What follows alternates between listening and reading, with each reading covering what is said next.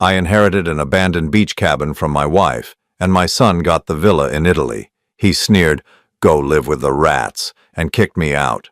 I drove there just to have a place to sleep, but when I forced the door open, I stopped breathing at what I saw. I'm glad to have you here. Follow my story until the end and comment the city you're watching from, so I can see how far my story has reached. I never thought my own son would look at me with such disgust. Standing in the living room I had called home for 37 years, I watched Douglas rifle through the will like he was counting lottery tickets.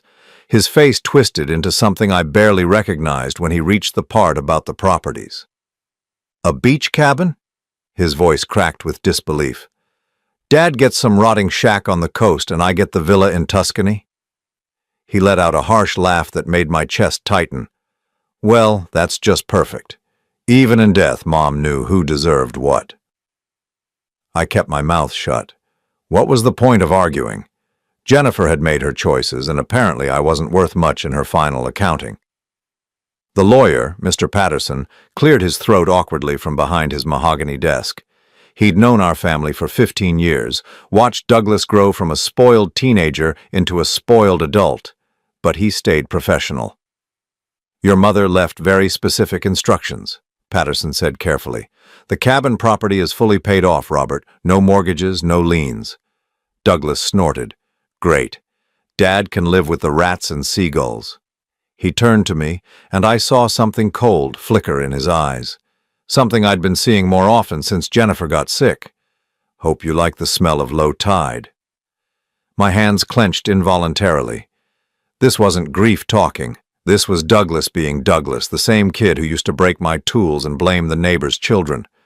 Jennifer had always defended him, always found excuses. "He's just expressing himself," she'd say. "Boys need to find their own way." Well, he'd found his way all right. Straight to cruelty. Patterson slid a set of keys across the desk.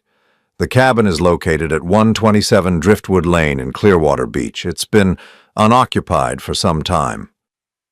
"Unoccupied?" Douglas laughed again. "That's a nice way of saying abandoned." I pocketed the keys without looking at them. The metal felt cold against my fingers. "How long has it been empty?" Patterson hesitated.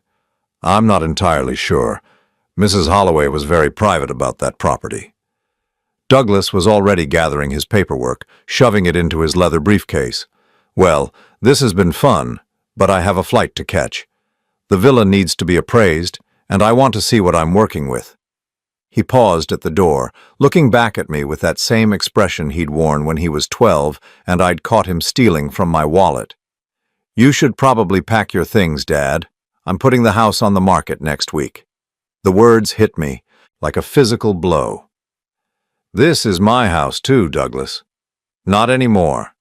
His smile was sharp enough to cut. "Mom left it to me along with everything else that matters. You've got 48 hours." The door slammed behind him, and suddenly the house felt enormous and empty. Patterson was packing his briefcase, avoiding my eyes. I couldn't blame him. Watching a family tear itself apart probably wasn't in his job description. "Mr. Holloway," he said quietly, "if you need any help understanding the legal aspects." I shook my head. I understood perfectly. My wife of 35 years had died 6 months ago, and my son was throwing me out like yesterday's garbage. The house where I'd raised him, where I'd painted every room and fixed every broken faucet, where I'd held Jennifer through her final illness, wasn't mine anymore. That night, I sat in my empty living room surrounded by boxes. Douglas hadn't wasted any time. He'd hired movers to come the next morning, and they'd take everything that belonged to him, which apparently was everything Jennifer had cared about. The good china, the antique furniture her mother had left her, even the family photos. I picked up one picture that had fallen from a box. It was from our wedding day, Jennifer in her white dress, me in my rented tuxedo, both of us grinning like we'd won the lottery. She looked so young, so happy. When had that changed? When had I become someone she could discard so easily?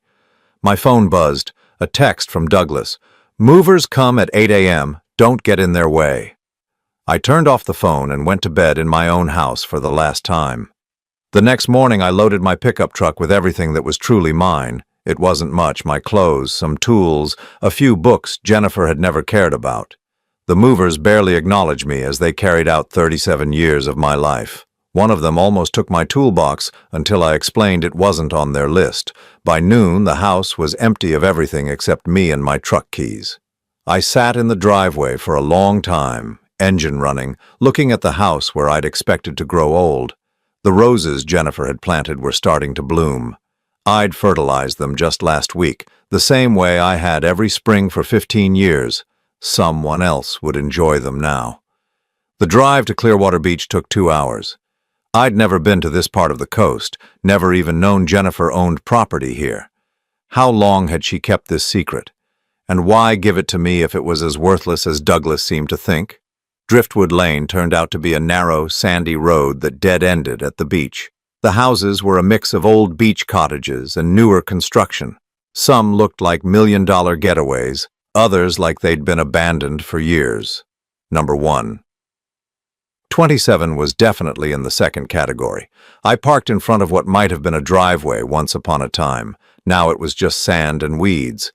The cabin itself looked like it had been fighting a losing battle against the salt air for decades. The blue paint was faded and peeling, the front porch sagged dangerously, and several windows were boarded up. This was what Jennifer had left me. This was her final message. But as I sat there in my truck, something nagged at me. Jennifer had been many things: cold, distant, sometimes cruel in her quiet way, but she wasn't stupid. She'd managed our finances carefully, never made a decision without considering all the angles. Why would she hold on to a worthless property for years? I grabbed my toolbox from the truck bed and walked up to the front door. The key Patterson had given me was old and tarnished, but it turned smoothly in the lock. Too smoothly for a door that hadn't been opened in years. The door swung open with barely a creak, and that's when I realized this wasn't going to be what I'd expected at all. The first thing that hit me wasn't the smell of decay I'd expected. It was lavender, faint but definitely there, like someone had been burning scented candles recently. I stood in the doorway, my heart hammering against my ribs, trying to make sense of what I was seeing. The inside of the cabin was nothing like the outside suggested. Yes, the furniture was old, but it was clean, dust-free. A soft blue throw blanket was draped over a faded floral couch, and there were fresh flowers, wilted, but not dead, in a mason jar on the coffee table. Someone had been living here. I set my toolbox down carefully, afraid to disturb anything. The hardwood floors creaked under my weight, but they were swept clean. Through the small kitchen, I could see dishes in the drying rack by the sink. 2 plates, 2 cups, silverware arranged neatly on a dish towel. My mouth went dry. Who had Jennifer allowed to live in her secret property? And why hadn't Patterson mentioned it? I moved deeper into the cabin, my footsteps echoing in the silence. The kitchen was tiny but functional. The refrigerator hummed quietly, and when I opened it, I found it nearly empty but plugged in. A half-gallon of milk, expired 3 days ago. Some leftover soup in a container. Medications lined up on the top shelf. Medications with a name I didn't recognize. Sarah Chen. Prescriptions for things I'd never heard of, but the dates were recent, some from just last week.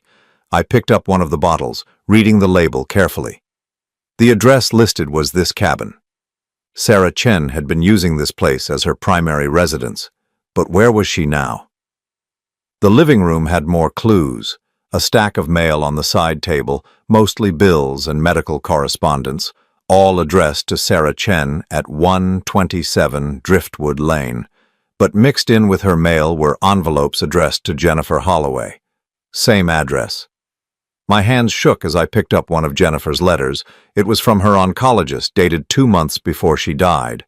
An appointment confirmation for a consultation she'd never told me about. Jennifer had been coming here regularly. I sank into the couch trying to process what I was finding. My wife of 35 years had maintained a secret life in this cabin. She'd been receiving medical care I knew nothing about, and she'd been sharing this space with someone named Sarah Chen. How was that possible? How had she hidden this from me for God knows how long? A photo album sat on the coffee table, and I opened it with trembling fingers. The first page stopped my heart. It was a picture of Jennifer, but not the Jennifer I knew. This Jennifer was smiling, really smiling, in a way I hadn't seen in years. She was sitting on the beach just outside this cabin, her arm around a young woman with dark hair and kind eyes. They looked comfortable together, happy even. I flipped through more pages. Jennifer and this woman, Sarah, cooking together in the tiny kitchen, walking on the beach, sitting on the porch, reading books. In every photo, Jennifer looked relaxed, peaceful. The way she used to look when we first met, before life and disappointment and Douglas's constant demands had worn her down. There were photos of Sarah alone, too. She appeared to be in her 30s, with a gentle face and careful movements. In several pictures, she was using a walker or sitting in a wheelchair. Medical equipment was visible in the background of some shots. My throat tightened. Jennifer had been caring for someone. This Sarah person was clearly dealing with health issues, and my wife had been helping her. But why keep it secret? Why hide something so compassionate? I heard footsteps on the porch outside. I froze, the photo album still open in my lap. The front door handle turned slowly, and I watched as a key slid into the lock from the outside. Someone else had a key to this place. The door opened, and the woman from the photographs stepped inside. Sarah Chen was smaller than she'd appeared in the pictures, and she moved carefully with the help of forearm crutches. Her dark hair was pulled back in a simple ponytail, and she wore scrubs like she'd just come from a medical appointment. She didn't see me at first. She was focused on maneuvering through the door with a bag of groceries. "Jenny?" she called out softly. "I got those crackers you wanted. The doctor said your appetite might—" She looked up and saw me sitting on her couch. We stared at each other for a long moment. Her face went through several expressions: surprise, confusion, and then something that looked like recognition. "You're Robert," she said finally. It wasn't a question. I nodded, not trusting my voice. How did she know who I was? Sarah set down her groceries and moved to the chair across from me. She settled carefully, placing her crutches within reach. "She said you might come here eventually." "She?" But I already knew the answer. "Jenny, your wife." Sarah's voice was gentle, like she was talking to someone who'd just received terrible news. "She talked about you all the time." I found my voice. "I don't understand. Who are you? Why were you living with my wife?" Sarah smiled sadly. "I wasn't living with her. She was visiting me. This is my home, Robert. Jenny bought it for me 3 years ago." The room spun slightly. Jennifer had bought this property for a stranger? That's impossible.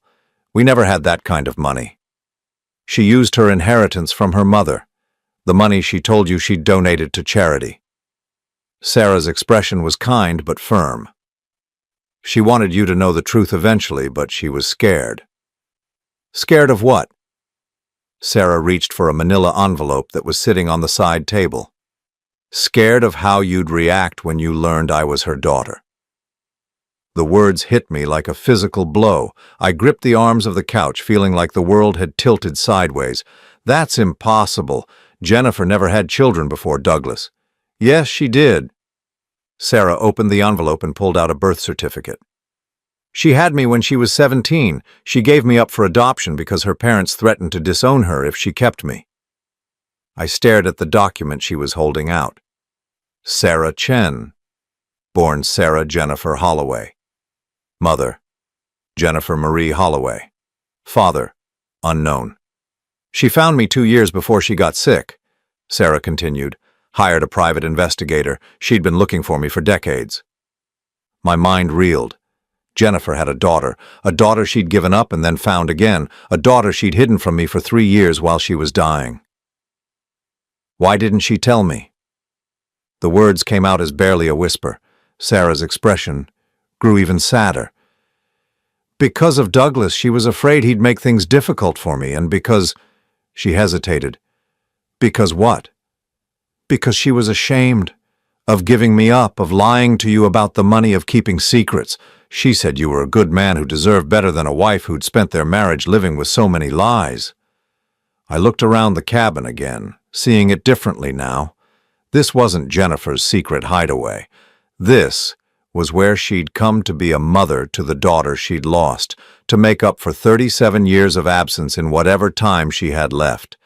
And she died without ever telling me the truth. Sarah was watching my face carefully.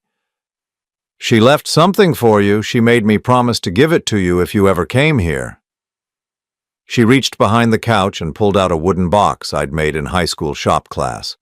I'd given it to Jennifer when we started dating, and I hadn't seen it in years. I'd assumed she'd thrown it away long ago. "She kept it all these years," Sarah said softly. "She said it was the most precious thing she owned because you made it for her when you still believed in forever." Inside the box were letters. Dozens of them, all addressed to me in Jennifer's careful handwriting. The top one was dated just 2 weeks before she died. My hands shook as I unfolded it and began to read. "My dearest Robert, if you're reading this, then you've met Sarah, and you know the truth I was too cowardly to tell you while I was alive. I have so much to explain, so much to apologize for, but first you need to know about Douglas." I looked up at Sarah, who was watching me with Jennifer's eyes I should have recognized from the moment she walked in. "What about Douglas?"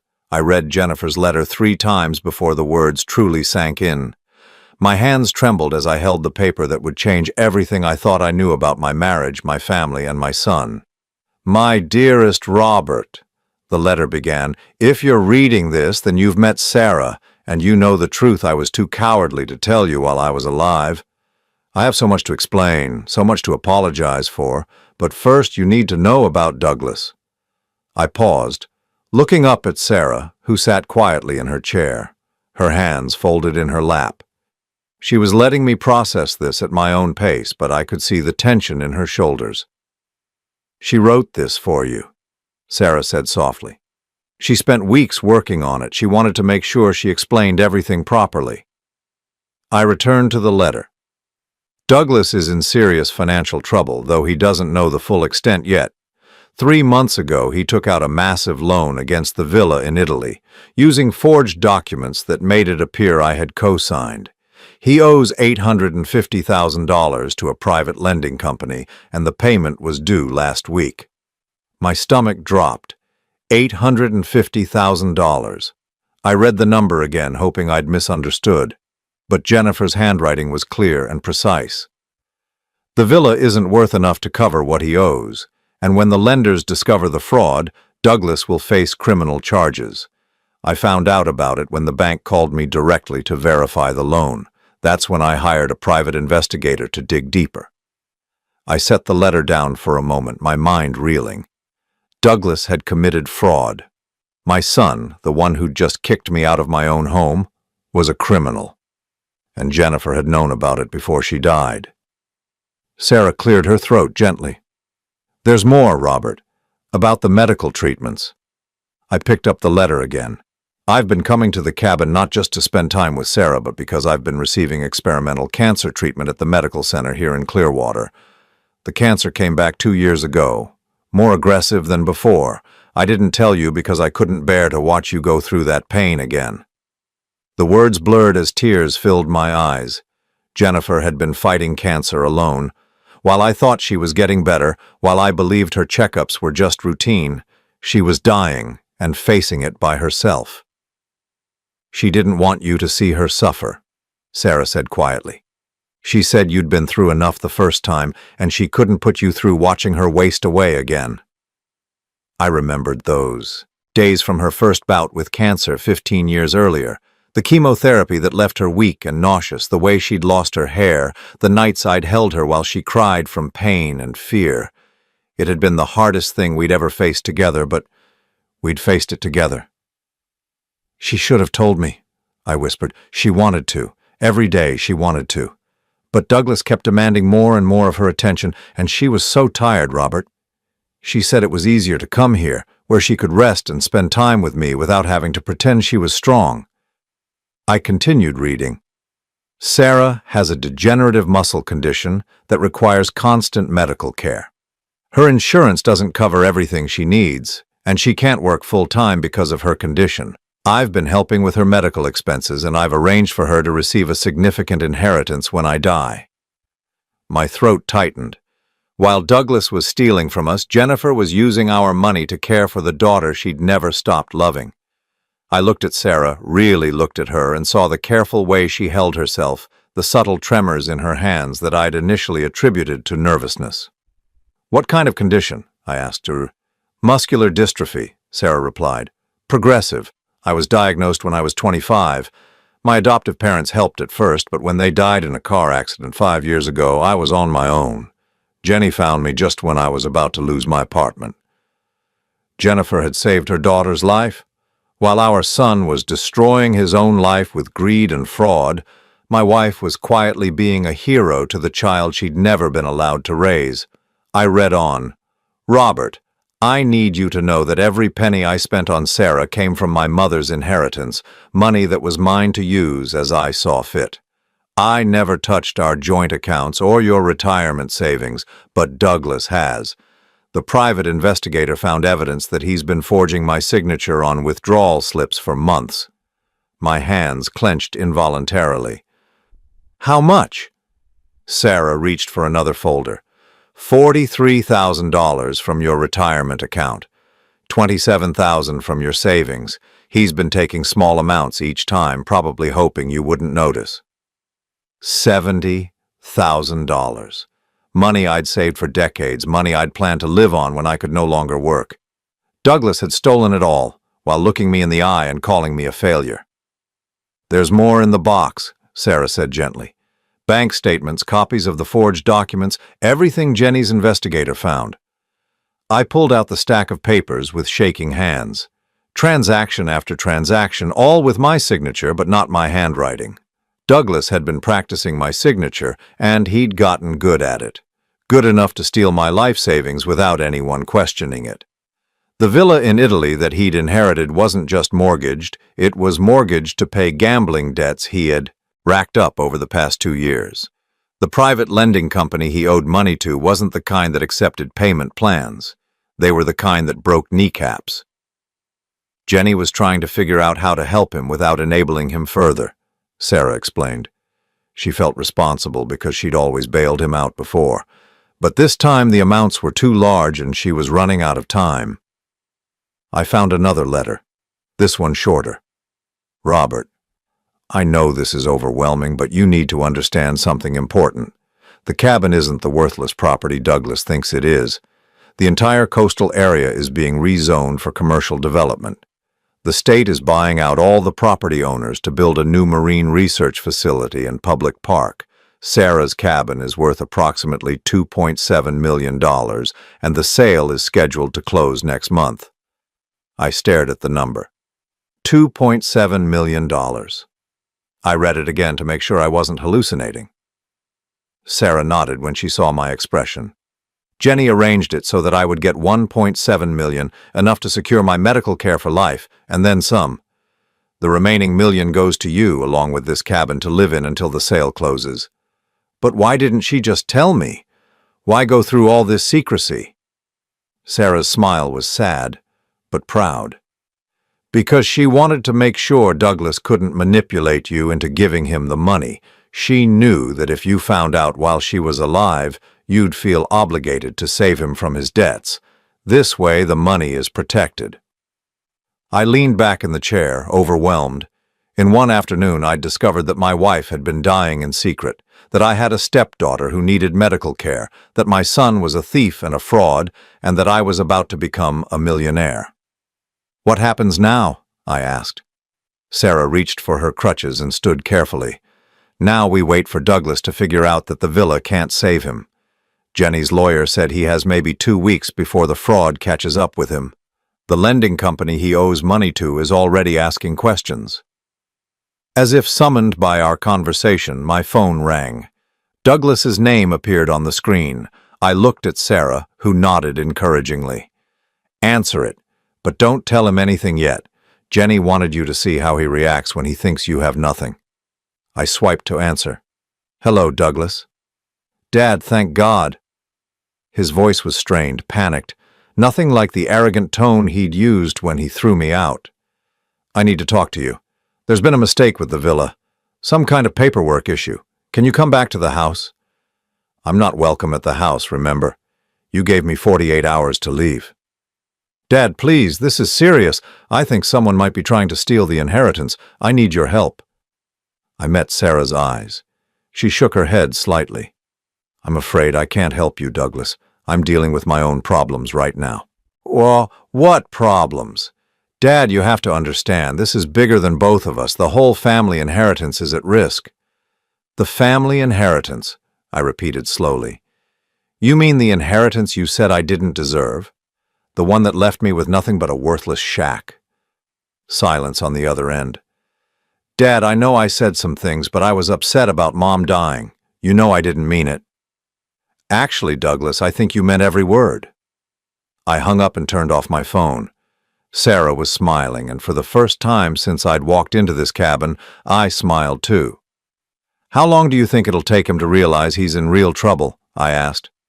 Jenny thought about 2 days. That's when the interest payments come due, and the lending company stops accepting excuses. I picked up Jennifer's letters again. There were still a dozen more to read, and I had the feeling the story was far from over. But for the first time in months, I wasn't afraid of what came next. 3 days after hanging up on Douglas, I was sitting on the cabin's small back porch with Sarah, watching the sunrise paint the gulf in shades of orange and pink. She'd been teaching me about Jennifer's daily routine here, the quiet rhythms of her secret life. My wife had been happier in this run-down cabin than she'd been in our pristine suburban home, and I was beginning to understand why. She used to sit right here every morning, Sarah said, adjusting her position in the wooden chair I'd reinforced the day before. She'd have her coffee and read the medical journals she brought from your house. She was researching my condition, trying to find new treatments. I sipped my own coffee from one of Jennifer's mismatched mugs. Everything in this cabin told a story of a woman I'd never really known, a mother who'd spent 3 years making up for lost time with a daughter who needed her. My phone had been buzzing intermittently for the past hour. Douglas again. I'd been ignoring his calls, but the frequency was increasing. Jennifer's timeline was proving accurate. You should probably answer that, Sarah said gently. Jenny wanted you to hear how desperate he gets. I glanced at the screen. 15 missed calls since yesterday. I swiped to answer. Dad, where the hell are you? Douglas's voice was frantic now, all pretense of politeness gone. I've been calling for days. I've been busy. Busy? Dad, I'm in serious trouble here. The bank is saying there are problems with the villa loan, and some company called Apex Financial is claiming I owe them money I never borrowed. I met Sarah's eyes. She nodded slightly. What kind of money? I asked. $850,000, Dad. They're saying I signed some contract, but I never signed anything. Someone must have forged my signature. The irony wasn't lost on me. Douglas, who'd spent months forging my signature to steal my savings, was now claiming someone had forged his. That's a lot of money, Douglas. I know that. That's why I need your help. We need to hire a lawyer, fight this thing. They're threatening to take the villa, and without that, you have nothing, I finished. I understand. Dad, you have to help me. I'm your son. I was quiet for a long moment, watching a pelican dive for fish just offshore. When you threw me out of my own house, did you feel like my son then? That was different. I was emotional, dealing with grief. You know I didn't mean it. Actually, I think you meant every word, just like you meant it when you said I didn't deserve anything from your mother's estate. Dad, please, I made mistakes, but this is bigger than hurt feelings. These people, they're not just threatening to take the villa, they're talking about criminal charges if I don't pay. Criminal charges for what? Silence stretched between us. I could practically hear Douglas calculating how much truth to reveal. They're saying I committed fraud when I applied for the loan. But Dad, I swear I never signed those papers. What papers would those be? Some kind of co-signer agreement that says Mom guaranteed the loan. But that's impossible, right? Mom would never have agreed to something like that without telling us. I closed my eyes. Jennifer had been right about everything. Douglas had forged her signature, committed fraud, and now he was trying to lie his way out of it. I don't know, Douglas. Your mother kept a lot of things from me, apparently. What does that mean? Nothing you need to worry about. You've got bigger problems right now. Dad, I need you to come back. We need to go through Mom's papers together, find proof that this is all a mistake. I'm not coming back. What do you mean you're not coming back? Where are you staying? I looked at Sarah, who was listening to every word with careful attention. I'm staying at the cabin. The cabin? Dad, that place doesn't even have running water. It has running water, it has electricity, it has everything I need. You can't be serious. You're going to live in that dump instead of fighting for what's rightfully ours? What's rightfully mine, Douglas, is what your mother left me, and she left me this cabin. She left you that cabin, because she felt sorry for you. The words exploded out of him before he could stop them. She told me so herself. She said you'd never amounted to much, and the cabin was like a consolation prize. The cruelty in his voice was breathtaking, but it didn't hurt the way it would have a week ago. Now I knew the truth about Jennifer's feelings, about why she'd really bought this place and what it meant to her. Is that what she told you? I asked calmly. Yes. She said you were too weak to handle real responsibility, that you'd always been a disappointment to her.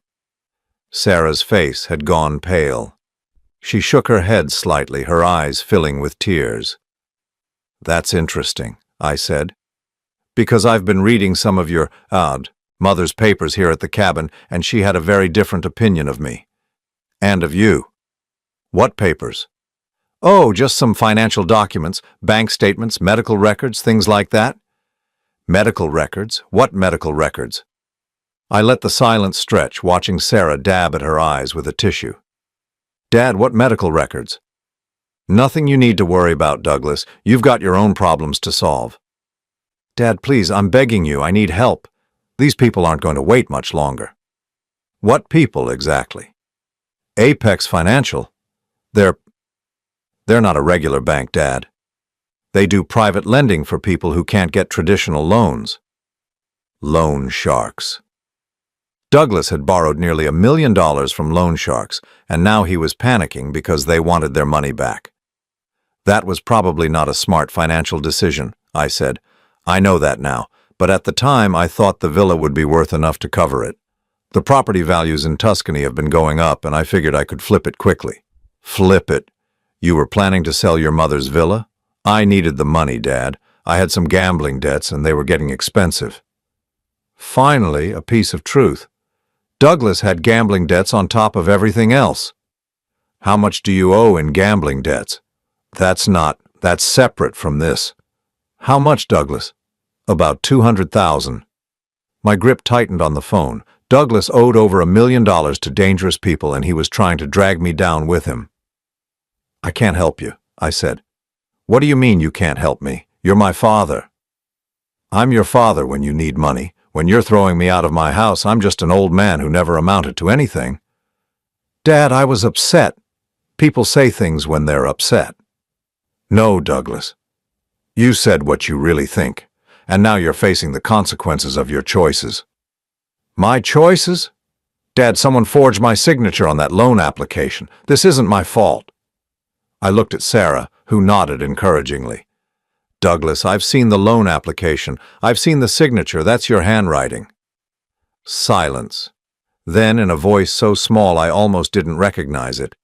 How could you have seen it? Because your mother hired a private investigator before she died. She knew what you'd been doing. That's impossible. She knew about the forged withdrawals from my retirement account. She knew about the money you stole from our savings. She knew about all of it. I could hear him breathing hard on the other end of the line. She also knew about your plan to sell the villa to pay your gambling debts. She knew you'd been lying to her for months. Dad, I can explain. No, you can't. Because there is no explanation for what you've done. You stole from your own father, you committed fraud using your dying mother's identity, and now you want me to bail you out. Please, Dad. I'm scared. These people, they're talking about more than just taking the villa. They're talking about... His voice broke. About what, Douglas? About making me disappear. For the first time in our conversation, I felt a flicker of sympathy for my son. He was terrified, and despite everything he'd done, he was still the boy I'd raised. But Jennifer's letters had prepared me for this moment too. Douglas, your mother left instructions for exactly this situation. What instructions? Come to the cabin, tonight.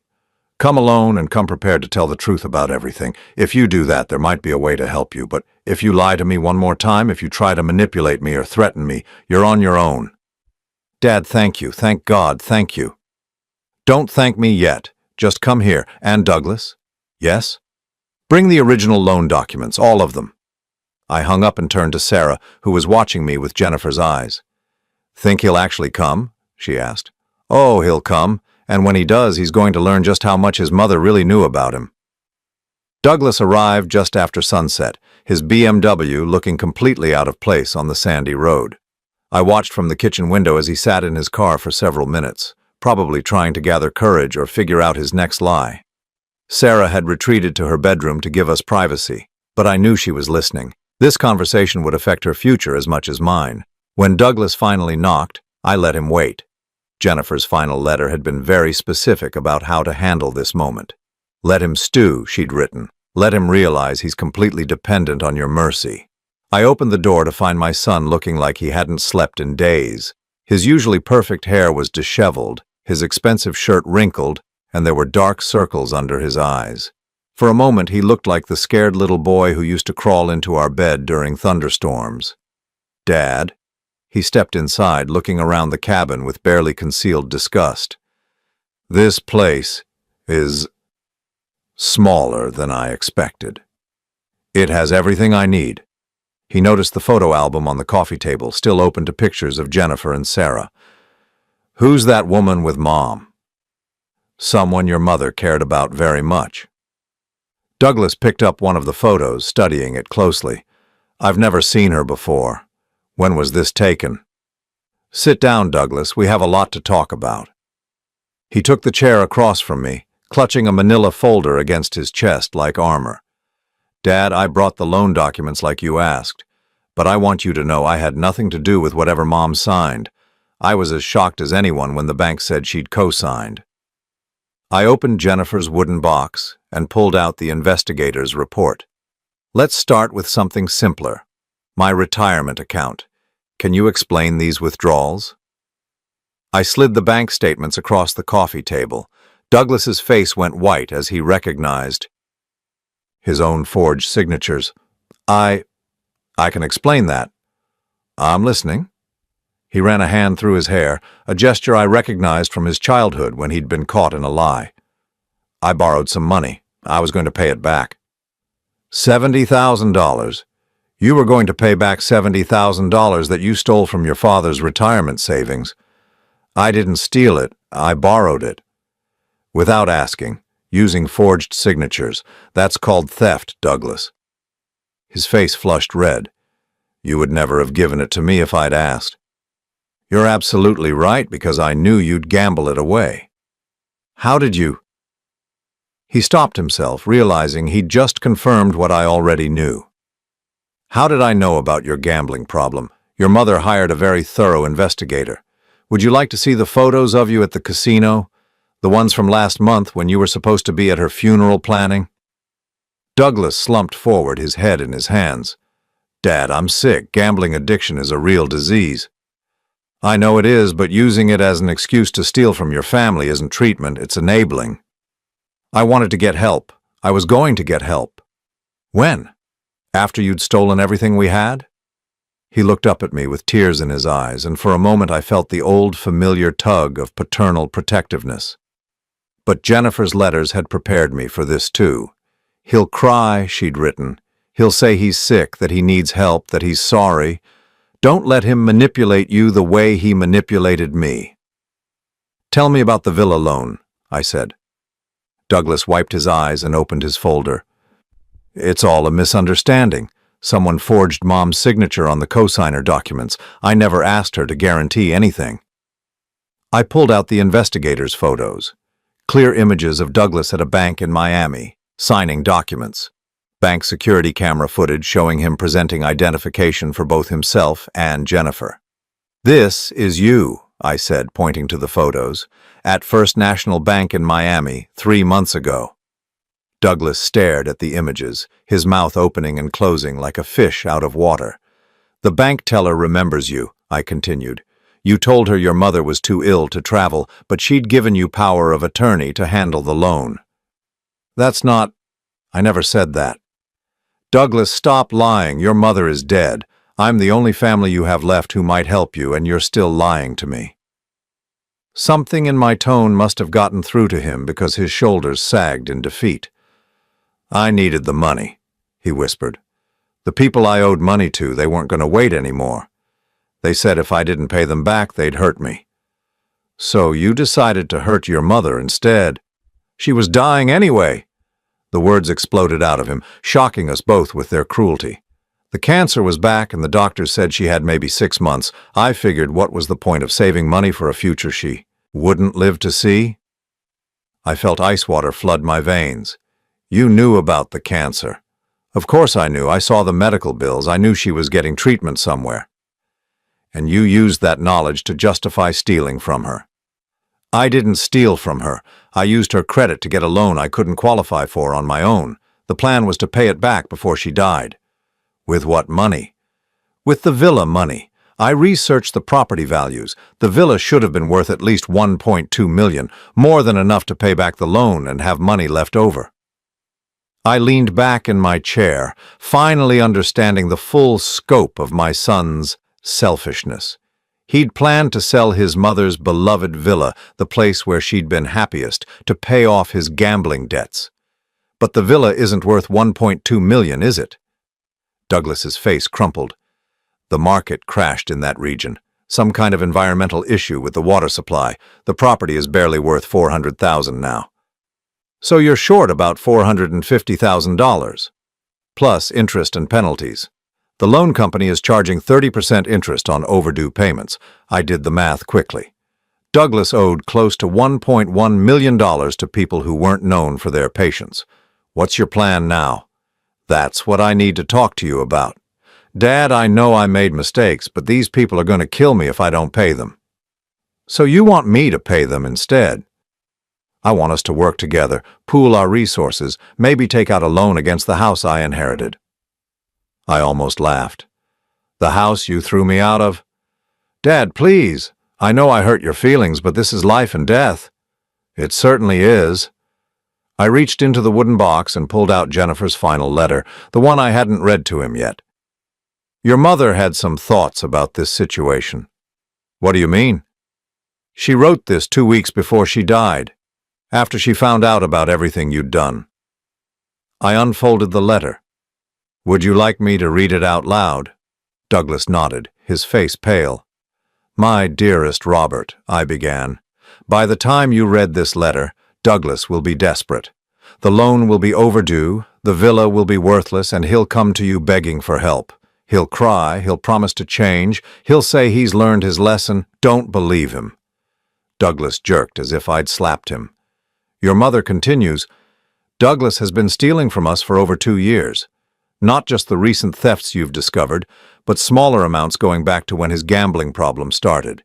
He's taken approximately $130,000 total from our accounts." "That's not true," Douglas whispered. I pulled out another folder. "Bank records going back 3 years. Your mother marked every suspicious transaction." I spread them across the table. $137,426. She was off by about 7,000. Douglas stared at the records, his breathing shallow. "But here's the part that really hurt her," I continued reading. "Douglas told me last month that he wished I would hurry up and die so he could inherit everything. He said caring for a sick old woman was becoming inconvenient for his lifestyle." Douglas's face went ashen. "I never said that." "You said it in the hospital parking lot after her chemotherapy appointment." She heard every word. The room fell silent except for the sound of waves outside and Douglas's ragged breathing. "Your mother spent her final weeks making sure you couldn't destroy what was left of our family," I continued, "and she made provisions for what happens next." What kind of provisions? I looked toward the bedroom where Sarah was listening. This was the moment Jennifer had planned for, the moment when justice would finally be served. The kind that will save your life, I said, but only if you're willing to accept the consequences of what you've done. Douglas looked up at me with desperate hope. What do I have to do? First, you're going to meet someone. Someone your mother loved very much, someone she spent her final years caring for. I called out, Sarah, could you join us, please? The bedroom door opened, and Sarah emerged using her crutches. Douglas watched her approach with growing confusion. Douglas, I said, meet your sister. The shock on his face was complete and absolute.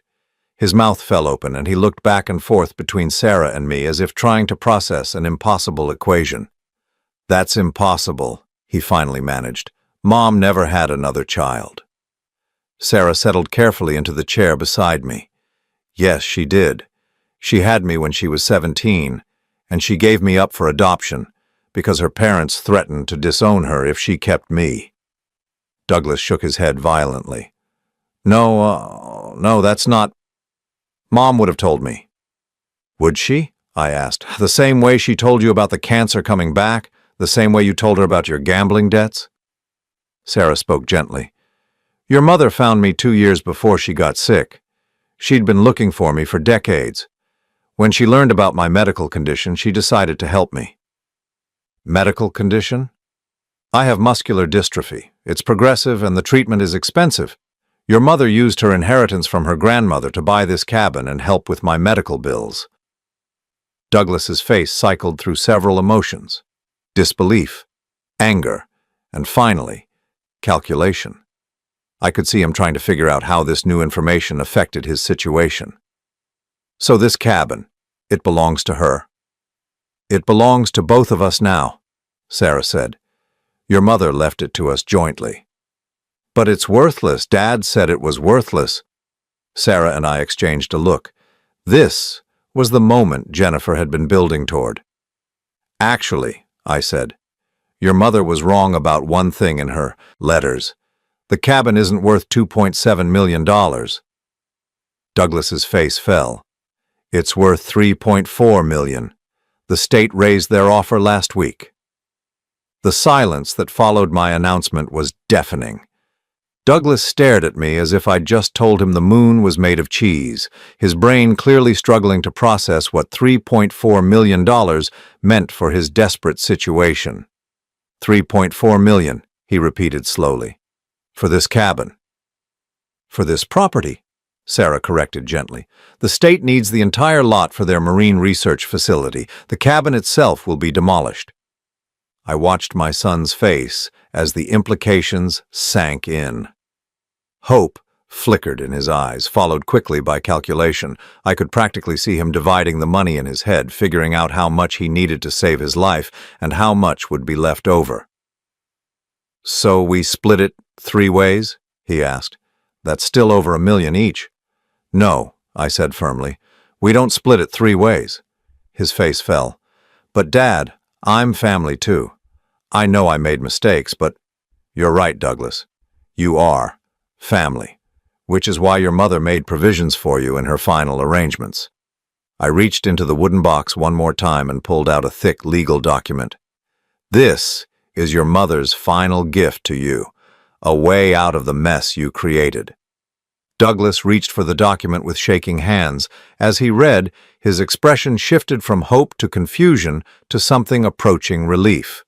She paid off my debts? He whispered. Not exactly. She arranged for them to be paid off, but with conditions. Sarah leaned forward. Your mother liquidated her life insurance policy, her jewelry, and some investments she'd kept separate from your father's accounts. She raised exactly $1.1 million. That's enough to cover everything I owe. Yes, I said. But the money doesn't go to you. It goes into a trust fund administered by your mother's lawyer. The debts will be paid directly to your creditors, and you'll never touch a penny of it. Douglas looked up from the document. What about the rest? What about my share of the property sale? I exchanged a look with Sarah. This was the hardest part, but it was exactly what Jennifer had planned. You don't get a share of the property sale, I said. Your mother left very specific instructions. Sarah gets $2 million to ensure her medical care for life. I get $1.4 million, and you... I get nothing? His voice cracked. You get your life, Sarah said quietly. Your mother saved your life, Douglas.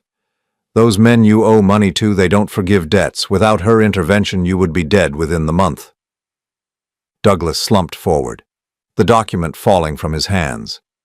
So I lose everything. The villa, the house, my inheritance, everything. Not everything, I said. You get to keep living. That's more than you deserved after what you did to your family. For several minutes, none of us spoke. Outside, the waves continued their eternal rhythm, and seagulls called to each other in the gathering darkness. Douglas sat with his head in his hands, finally understanding the full consequences of his choices. There is one more thing, I said finally. He looked up with cautious hope. Your mother also arranged for you to enter a gambling addiction treatment program. It's a residential facility in Colorado, one of the best in the country. If you complete the program and demonstrate real change, the trust fund will provide you with a small monthly allowance, enough to live modestly but not enough to gamble with. For how long? For as long as you stay clean. The moment you place another bet, the allowance stops permanently. Douglas wiped his eyes with the back of his hand. What if I refuse? What if I don't want treatment? Then the debts remain unpaid, and you take your chances with Apex Financial. Your choice. He was quiet for a long moment, staring out the window at the Gulf. When he finally spoke, his voice was barely above a whisper. I really hurt her, didn't I? Mom, I mean. Sarah nodded sadly. She cried a lot those last few weeks, not from the cancer, from heartbreak. She loved you so much, Douglas, but she couldn't watch you destroy yourself and your father anymore. She used to talk about you when you were little, I added. She'd tell stories about your first steps, your first words, the way you used to bring her dandelions from the yard and call them flowers. She never stopped loving you, but she had to stop enabling you. Douglas broke down then, sobbing like the scared little boy he'd once been. I'm so sorry, Dad. I'm so sorry for everything. The things I said, the way I treated you, I was just so desperate, so scared.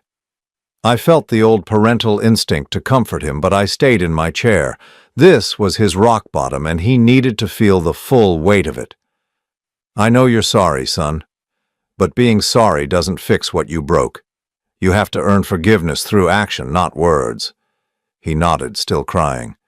The treatment program, when does it start? Next Monday. There's a car coming to pick you up from the house. You'll have the weekend to pack and say goodbye to whatever life you're leaving behind. The house goes up for sale immediately. The proceeds will go toward paying any remaining creditors and legal fees. You won't see any of that money either. Douglas absorbed this final blow with surprising acceptance. Perhaps facing the complete destruction of his old life was actually a relief after months of desperate scrambling. Will I be able to stay in touch? With you, I mean? I looked at Sarah, who nodded encouragingly. If you complete the program and stay clean, yes.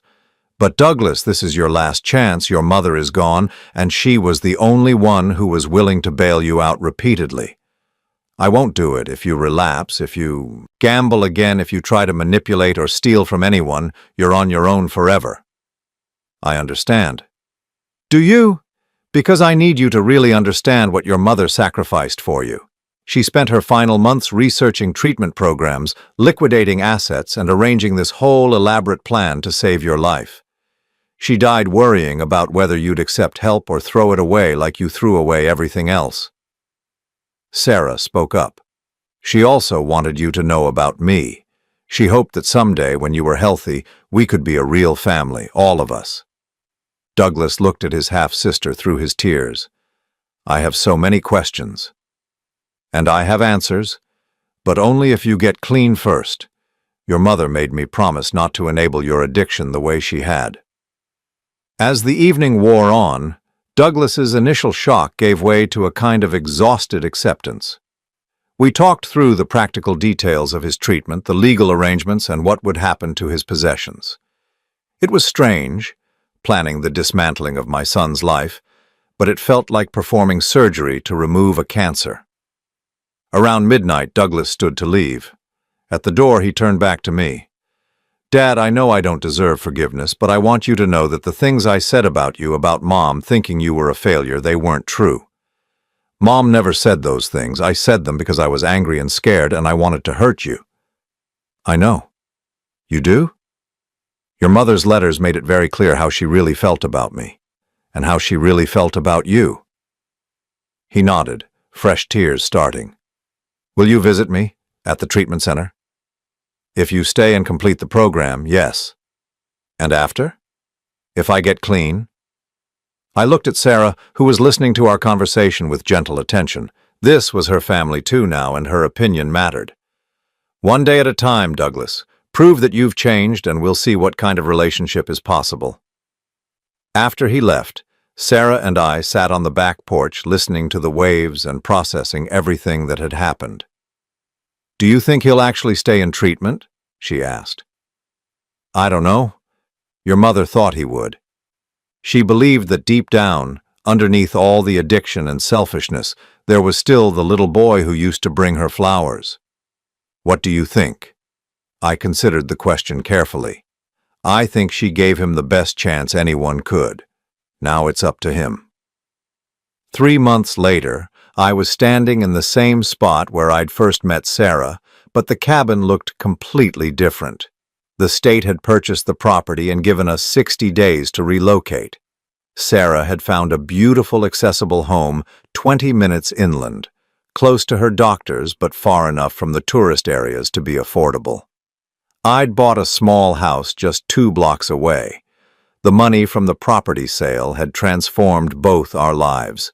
Sarah's trust fund would cover her medical expenses and then some, giving her security she'd never had before. My portion was enough to retire comfortably and maybe even travel, something Jennifer and I had always talked about but never done. Douglas had stayed in treatment. I'd gotten weekly reports from his counselors, and the progress was slow but real. He'd completed the first phase of the program and moved into independent living within the facility. For the first time in years, he was holding down a job, even if it was just working in the facility's kitchen. Sarah had started college classes online, working toward a degree in social work. She wanted to help other people navigate the medical and financial systems that had nearly overwhelmed her before Jennifer found her. As for me, I was learning how to be happy again. The weight of Douglas's problems, the burden of Jennifer's secrets, the loneliness of feeling unloved in my own family, all of it had lifted. I had a daughter who genuinely enjoyed my company, a future that belonged to me alone, and the knowledge that Jennifer had loved me enough to orchestrate this entire elaborate plan for my happiness. My phone rang, interrupting my thoughts. It was the treatment center. "Mr. Holloway, this is Dr. Martinez. I wanted to let you know that Douglas has completed Phase 2 of the program. He's been asking about making a phone call to you." "How is he doing?" "Very well, actually. He's been working with our financial counselor to understand the damage his addiction caused, and he's expressed genuine remorse for how he treated you and your family. He'd like to apologize, if you're willing to listen." I looked out at the Gulf, thinking about Jennifer and the last gift she'd given our family. The chance to heal. Put him through. When Douglas's voice came on the line, he sounded different, quieter, more thoughtful. "Hi, Dad." "Hello, son. I wanted to thank you for giving me this chance. I know I didn't deserve it." "Your mother deserves the thanks, not me." "I know. I think about her every day. About how I wasted the time I could have spent with her and how I hurt her when she was dying." I was quiet, letting him find his words. "Dad, I know I can't undo what I did, but I want you to know that I'm different now, not just because I'm not gambling, but because I understand what I lost, what I threw away." "What did you lose, Douglas?" "My family, your respect, Mom's trust, the chance to be a real son to you and a real brother to Sarah. Those things can be rebuilt if you're willing to do the work." "I am. I want to be the man you and Mom raised me to be before the addiction took over." We talked for 20 more minutes. It was the most honest conversation we'd had in years, maybe ever. When we hung up, I felt something I hadn't felt about Douglas in a long time: hope. That evening, Sarah and I had dinner on her new porch, watching the sunset paint the sky in brilliant oranges and pinks. She'd made Jennifer's recipe for seafood pasta, working from notes my wife had left in her careful handwriting. "Do you miss her?" Sarah asked as we cleared the dishes. "Every day, but I'm grateful too." "For what?" "For finding out who she really was before it was too late. For understanding that she loved me enough to plan all this. For meeting you." Sarah smiled, and in that moment she looked so much like Jennifer that my heart ached. "She would have been so proud of how this turned out," she said. I nodded, looking out at the water. Jennifer had orchestrated one final act of love, saving her son's life, protecting her husband's future, and ensuring her daughter's security. She'd taken all the broken pieces of our family and arranged them into something that could heal. It wasn't the family I'd expected to have, but it was the one I needed. And for the first time in years, I was exactly where I belonged.